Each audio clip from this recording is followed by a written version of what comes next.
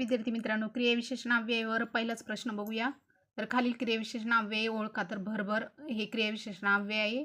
अयोग्य जोडी ओळखा, जाणून बुजून साधित क्रियाविशेषणाव्यय. त्यानंतर चमचम, अनुकरणदर्शक, नक्कीच, निश्चयदर्शक, वारंवार, रीतिवाचक. तर हे अयोग्य जोडी आहे, रीतिवाचक नाहीत.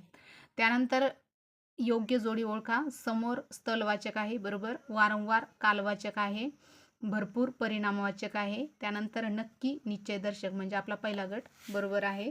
त्यानंतर पुढचा प्रश्न आहे, माझ्या समक्ष ही दुर्घटना घडली. स्थलवाचक, समक्ष म्हणजे स्थलवाचकमध्ये येते, म्हणजे दुसरा जो ऑप्शन आहे ते करेक्ट आहे. त्यानंतर योग्य पर्याय निवडा. क्रियाविशेषणाव्यय अविकारी असतात. क्रियाविशेषणाव्यय क्रियेविषयी अधिक माहिती सांगतात. क्रियाविशेषण मात्र विकारी असतात.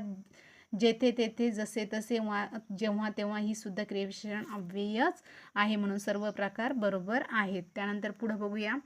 तर पुढचा प्रश्न आहे, बाबा येरवाळीच घरी आले. मी मात्र बाबांना पाहतच मुळमुळू रडायला सुरुवात केली. आई म्हणाली, त्यांच्याकडे लक्ष देऊ नको, तो दिवसभर मुलांसोबत मैदानावर खेळला. अधोरेखित क्रियाविशेषण अव्ययाचा प्रकार सांगायचा आहे.